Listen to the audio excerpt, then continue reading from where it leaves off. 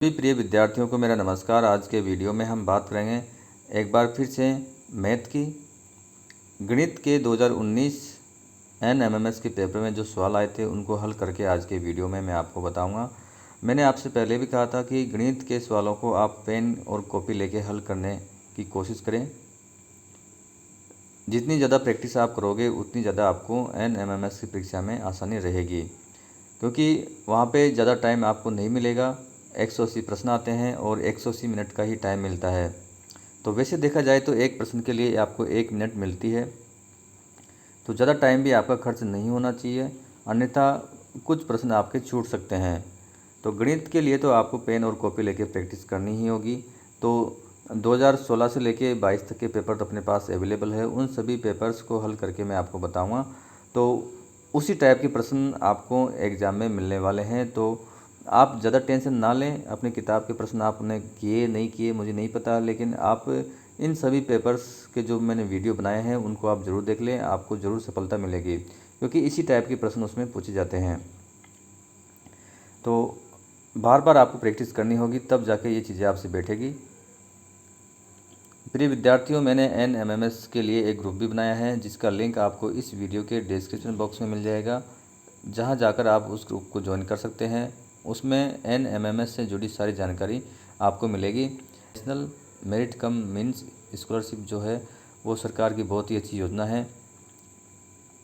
इसमें कक्षा 8 के राजकीय विद्यालय में अध्ययनरत विद्यार्थी ही भाग ले सकते हैं, और यदि एक बार आपका सिलेक्शन हो गया तो 12,000 रुपये प्रतिवर्ष की दर से 4 साल तक आपको पैसे मिलते हैं। तो बहुत ही अच्छी स्कीम है। 12,000 बहुत होते हैं, और उन 12,000 को प्राप्त करने के लिए आपको अच्छी मेहनत भी करनी पड़ेगी, क्योंकि 180 जो नंबर का पेपर होता है, क्योंकि सभी प्रश्न इसमें एक एक अंक के ही होते हैं। प्यारे विद्यार्थियों, इसमें नेगेटिव मार्किंग नहीं होती है, तो सारे प्रश्न आपको करने ही हैं। तो 180 में से आपको 110 के आसपास नंबर यदि आप ले आते हो तो आपका सिलेक्शन होने की संभावना बढ़ जाएगी। कई जगह कट ऑफ 110 से कम भी जाती है, कई जगह इससे थोड़ी ऊपर भी चली जाती है।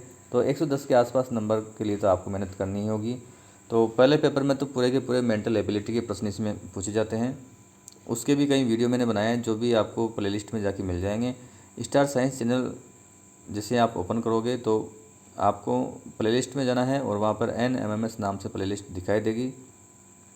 तो प्लेलिस्ट में आप ओपन करोगे तो साइंस के, मैथ के, सोशल साइंस के और मेंटल एबिलिटी वाले वीडियो आपको दिखाई देंगे। तो उनको बारी बारी से आप देख लीजिए। मेंटल एबिलिटी वाले पहले पेपर में 90 प्रश्न आते हैं, तो उसकी भी तैयारी आपको करनी होगी। तो सभी की तैयारी मैं करवाने की कोशिश करूँगा। तो चलिए शुरुआत करते हैं इस वीडियो की। तो देखिए यहाँ पे पहला प्रश्न देखिए, जो गणित का प्रश्न था। गणित के 20 प्रश्न आते हैं, और सामाजिक और विज्ञान के 35 क्वेश्चन आते हैं। 35 70 तो हो गए, और 20 ये हो गए, कुल मिला के 90 प्रश्न इसमें पूछे जाते हैं। प्रिय विद्यार्थी, यदि आपने अभी तक मेरा चैनल सब्सक्राइब नहीं किया है तो इसको सब्सक्राइब भी कर लीजिए, क्योंकि आपके लिए बहुत ही इंपॉर्टेंट होगा ये चैनल। तो यहाँ पे एक सवाल दे रखा है, 3 से 1/4 में भाग देना है 1 से 1/4 का। तो पहले मिश्र भिन्न है, इनको सरल भिन्न में बदल देते हैं। तो 3 से 1/4 जो यहाँ पे लिखा है, इसको 4 को 3 से गुणा कीजिए, 12 + 1 तो कितना हुआ, 13/4। फिर भाग का निशान है। 1 से 1/4 का मतलब होता है 4 को 1 से गुना करना है और 1 जोड़ना है। 4 एकम 4 और 1 5 बटा यहाँ पे 4। अब इसमें भाग देना है तो ये संख्या उल्टी हो जाएगी, तो इसको इस प्रकार से लिख सकते हैं, 13/4। अब भाग को गुणा में बदल लेंगे और इसको लिख देंगे उल्टा, 4/5। तो 4 से 4 कट गया, 13/5। तो सही उत्तर कौन सा आएगा इसका, नंबर 1 वाला। अगला प्रश्न देखिए, कितनी समांतर रेखाएं खींची जा सकती है। दिए गए समबाहुभुज में अधिकतम कितनी सममित रेखाएं खींची जा सकती है। प्यारे विद्यार्थियों, सममित रेखाएं वो होती है जो किसी आकृति को 2 बराबर भागों में बांटते हैं। तो इसको 2 बराबर भागों में यहाँ से बांट सकते हैं, यहाँ से बांट सकते हैं, यहाँ से बांट सकते हैं, यहाँ से बांट सकते हैं, यहाँ से भी बांट सकते हैं, और यहाँ से बांट सकते हैं। तो कुल कितनी रेखाएं होगी, तो पूरी रेखाएं होगी इसमें 6। तो 6 तरह से इसको 2 बराबर भागों में बांटा जा सकता है। अगला प्रश्न देखिए, यहाँ पे एक त्रिभुज आपको दिया गया है। दिए गए चित्र में कोण x का मान ज्ञात करना है। और बाह्य कोण यहाँ पे दे रखा है 110। x का मान ज्ञात करना है, तो जो दोनों कोण हैं इन दोनों का योग होगा 110 के बराबर। बाह्य कोण का मतलब यही है कि उसके दोनों जो सम्मुख कोण होते हैं उनका योग कितना होगा 110। तो 110 में से 60 निकाल दो, कितना बचेगा 50। तो 50 डिग्री का कोण होगा x। या आप इसको ऐसे कर सकते हो, ये जो लाइन है यहाँ पे ये कोण 110 का है, तो ये कितना होगा इधर का, क्योंकि दोनों का योग होता है 180, तो ये हो गया 70। 70 एक 60, 130 हो गए। 130 को आप 180 में से घटा दो, क्योंकि त्रिभुज के तीनों कोणों का योग 180 होता है, तो 180 में से 130 घटाएंगे तो ये भी आपके आ जाएगा 50। तो दोनों तरह से आप इसको कर सकते हैं। यदि 2x + 7 बराबर 15 हो तो x का मान यहाँ पे ज्ञात करना है। तो पहले 2x को इधर रहने देते हैं और इधर 15 है ही, 7 को इधर ले जाएंगे बराबर के, तो इधर 7 हो जाएगा माइनस का। तो 15 में से 7 गए तो 8 बचेंगे। तो x बराबर 2 को भी इधर ले जाते हैं बराबर के, इधर गुणा का संबंध है, यहाँ पे भाग में चला जाएगा, तो कितना आएगा 4। तो बड़े ही आसान आसान सवाल होते हैं, बस आपको थोड़ी प्रैक्टिस इनकी करनी होगी। तो इसका सही उत्तर आ जाएगा 4। 12, 14, 16, 8, 10 का समांतर माध्य होगा। ये संख्याएं हैं, कितनी संख्याएं 5, इनका योग कितना हो रहा है, इनको जोड़ोगे तो आप आ जाएगा 60। इन सभी को जोड़ना 60, और कितनी संख्याएं हैं 5। तो समांतर माध्य या औसत एक ही बात होती है। तो 60 में 5 का भाग देंगे तो कितना आ जाएगा 12। तो इसका समांतर माध्य आ जाएगा विद्यार्थियों 12। अगला देखिए, एक समबाहुभुज जिसके प्रत्येक बाह्य कोण में भुजाओं, बाह्य कोण का मान यहाँ दे रखा है 45 डिग्री में भुजाओं की संख्या कितनी होगी। एक समबाहुभुज है, प्रत्येक बाह्य कोण का मान यहाँ पे दे रखा है 45 डिग्री है और भुजाओं की संख्या ज्ञात करनी है। तो बाह्य कोण का मान अपन ऐसे ज्ञात कर सकते हैं कि 360 में भाग देते हैं n का, कितनी भुजाएं हैं उसका। बाह्य कोण का मान दे रखा है 45, तो n का मान ज्ञात करेंगे तो 360 में हम भाग देंगे 45 का। 360 है, 360 इसमें भाग देंगे 45 का, तो कितना आ जाएगा ये आ जाएगा विद्यार्थियों 8। तो इसमें भुजाओं की संख्या होगी समबाहुभुज में 8। यदि दो वृत्तों के व्यास का अनुपात 4:5 है तो दोनों वृत्तों के क्षेत्रफल का अनुपात क्या होगा। क्योंकि जो क्षेत्रफल का सूत्र हम लगाते हैं उसमें πr² होता है, तो r जो भी होगा उसका स्क्वायर हो जाएगा यहाँ पे, तो ये अनुपात वही रहेगा। तो इन दोनों संख्याओं का हम क्या कर लेंगे, इनका कर लेंगे वर्ग। तो 4 का वर्ग कितना होता है 16, और 5 का कितना होता है 25, तो 16:25 होगा। तीसरा आंसर इसमें विद्यार्थियों सही है। किसी बहुफलक में यदि 8 शीर्ष और 6 फलक है तो उसके किनारों की संख्या क्या होगी। तो इसके लिए एक सूत्र होता है विद्यार्थियों, उसको हम लिखते हैं F + V = E+2। ये फॉर्मूला होता है। E का मतलब तो किनारे होते हैं, F का मतलब फेस यानी फलक होते हैं, V का मतलब होता है शीर्ष। तो दो चीज़ दे रखी है, 8 दे रखे हैं, फलक दे रखे हैं हमें 6, और शीर्ष दे रखे हैं हमें 8। तो इन दोनों को जोड़ लेते हैं तो 14 हुए, 14 बराबर ये 14 हो गए, और इस 2 को इधर लाएंगे तो इसको माइनस कर देंगे हम, तो ये 12 आ जाएगा, यानी इसमें 12 किनारे होंगे। अगला प्रश्न देखिए साथियों, एक कोण का मान अपने संपूरक कोण के बराबर है, वह कोण होगा। संपूरक जो कोण होते हैं उन दोनों कोणों का योग होता है 180। तो यदि इसमें हम 2 का भाग देंगे तो कितना आएगा 90 डिग्री। तो दोनों कोण कितने होंगे 90 डिग्री के। एक कोण का मान अपने एक कोण का मान अपने संपूरक कोण के बराबर है, यानी दोनों कोण बराबर होंगे, तो 2 का भाग दे देंगे 180 में, तो कितना है 90 डिग्री। तो इसका सही आंसर यहाँ पे 3 नंबर का है। अगला प्रश्न देखिए, संख्या 121 की घन संख्या होगी। अब यहाँ पे 121 है, इसको 3 बार अपन गुणा करेंगे ऐसे, तो यहाँ पे लिखा है सम संख्या होगी या विषम संख्या होगी, या सम या विषम संख्या होगी, या इनमें से कोई नहीं। तो आपको देखना है, यहाँ पे देखो इकाई का अंक तीनों में एक ही है, तो एक को 3 बार गुणा करेंगे तब भी एक ही आएगा, और जो विषम संख्या होती है उसका घन भी क्या होता है साथियों, प्यारे विद्यार्थियों, वो भी होता है विषम। तो इसका सही आंसर होगा ये 2 नंबर का, विषम संख्या।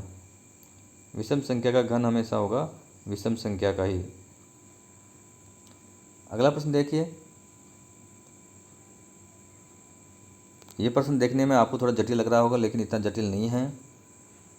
4 की घात -1 है और उसकी भी घात है 1/2 का मान आपको ज्ञात करना है। इसका मान कितना है? 4 की घात -1, तो इसको लिख देंगे 1/4। तो एक घात तो गई, अब घात कितनी बची इसकी? 1/2। अब 4 को अपन ऐसे लिख सकते हैं 1/2, जो 1/4 इसको लिख देंगे अपन 1/2 का स्क्वायर, और इसकी घात क्या है फिर 1/2। 2 से 2 कट जाएगा, क्या बचा 1, यानी 1/2 की घात क्या हुआ 1, तो इसका मान क्या जाएगा 1/2। तो ये हल करने आपको आना चाहिए, ये चीज़ें आएगी आपको प्रैक्टिस से। एक चतुर्भुज जिसमें सम्मुख भुजाओं का केवल एक जोड़ा समांतर है, यानी इस प्रकार का चतुर्भुज है, समांतर भुजाएं हैं लेकिन समान नहीं है, यानी बराबर नहीं है, तो इस प्रकार की रहेगी वो, एक छोटी एक बड़ी। यह चतुर्भुज कौन सा होगा? तो इस प्रकार से इसको मिला दीजिए, बताइए कौन सा चतुर्भुज है ये है समलंब चतुर्भुज। 4 नंबर का ऑप्शन इसमें आपको सही करना है।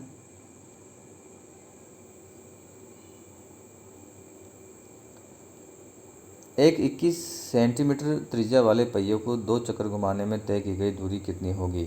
त्रिज्या है 21 सेंटीमीटर, पहले इसकी परिधि ज्ञात करनी है, तो 2πr से हम ज्ञात करते हैं। तो 2 गुणा पाई का मान 22/7 गुणा 21, इसकी त्रिज्या है, तो 3 से काट दिया इसको, तो 3 गुणा 22 करेंगे 66, और गुणा 2 करेंगे तो 132। तो एक चक्कर में 132 की दूरी तय होगी। तो ये पूछ रहा है 2 चक्कर में कितनी दूरी तय होगी, तो ये हो जाएगी 264 सेंटीमीटर। तो सही आंसर कौन सा होगा? 1 नंबर वाला 264। सवालों को थोड़ा समझने की कोशिश किया करो, जब जाके उनको हल करने में आसानी रहेगी। तो ये पहिया है, और पहिया जब एक चक्कर पूरा करेगा तो उसकी परिधि के बराबर दूरी वो तय कर लेगा। 2 चक्कर में 2 परिधि के बराबर, तो उसको अपन ने यहाँ से 2 से गुणा कर दिया, तो 264 सेंटीमीटर वो आ गया। अगला प्रश्न देखिए, 39 और 65 दो संख्याएं, इनका अनुपात क्या होगा? तो इसमें दोनों में भाग जरा 13 का, समान संख्या का दोनों में भाग देना चाहिए। तो 13 3 39, 3 बार गया 39 में, और 65 में जाएगा 5 बार, 3:5 इसका आंसर आ जाएगा। बौद्धायन प्रमेय जो है उसको पहले पाइथागोरस नाम से जानते थे। बौद्धायन पाइथागोरस दोनों एक ही प्रमेय है। किस त्रिभुजों के लिए सत्य होती है? तो इसका सही आंसर है समकोण त्रिभुज के लिए। तो समकोण त्रिभुज जैसे ऐसा होता है, ये कोण 90 डिग्री का है। तो इस प्रकार के जो त्रिभुज होते हैं उनके लिए पाइथागोरस या बौद्धायन प्रमेय सत्य होती है। इसमें ये जो भुजा होती है ये कहलाती है कर्ण, ये कहलाती है आधार, ये भुजा, और ये कहलाती है लंब। तो पाइथागोरस प्रमेय या बौद्धायन प्रमेय ये कहती है कि जो कर्ण का स्क्वायर है वो बराबर होगा आधार के स्क्वायर प्लस लंब के स्क्वायर के बराबर। और इस चीज़ की जरूरत आपको कई बार पड़ती है, तो ये प्रमेय याद होनी चाहिए और इसको यूज़ करना भी आपको आना चाहिए, क्योंकि कई जगह मेंटल एबिलिटी वाले में भी आ जाती है और मैथ्स वाले सवालों में भी आपके काम आएगी। अगला प्रश्न देखिए, प्रथम 100 प्राकृत संख्याओं में कितनी पूर्ण वर्ग संख्याएं हैं? यानी यहाँ पे 1 से लेकर 100 तक की जो संख्याएं हैं उनमें से पूर्ण वर्ग संख्या आपको ढूंढनी है कौन कौन सी है। तो वर्ग संख्या कौन सी है? 1 का वर्ग 1, 2 का 4, 3 का 9, 4 का 16, फिर 25, 6 का 36, 8 का 64, 9 का 81 और 10 का 100। अब 100 से 100 तक की संख्या में तो अपने को देखना है। तो 1 2 3 4 5 6 7 8 9 10 संख्या हो गई। 11 का वर्ग तो 121 होता है, तो ज़्यादा हो गया। तो यहाँ पे कितनी संख्याएं हैं? 10। अगला सवाल देखिए, दिए गए पद -3/5 a क्यूब और b क्यूब में a का गुणांक कितना है? तो ये गुणांक आएगा यहाँ पे 1 नंबर का -3/5 b क्यूब। अगला प्रश्न देखिए, 73.25 में भाग देना है आपको 1000 का। तो इसको अपन इस प्रकार से लिख सकते हैं 73.25 भाग देना है 1000 का। तो जब 1000 का भाग देंगे तो एक जीरो यहाँ लग जाएगी, 0.3 स्थान इधर आ जाएगा। तो कितना आएगा ये? यदि इसमें 10 का भाग देते तो दशमलव यहाँ लगता, 100 का देते दशमलव यहाँ लगता, 1000 का दे रहे दशमलव यहाँ लग जाएगा। और यदि एक जीरो और नीचे होती तो फिर एक जीरो और लगानी पड़ती है आपको आगे, क्योंकि 3 इसमें जीरो है तो 3 अंक इधर सरकाएंगे अपन दशमलव को। तो सही आंसर हो जाएगा इसका ये वाला 4 नंबर वाला।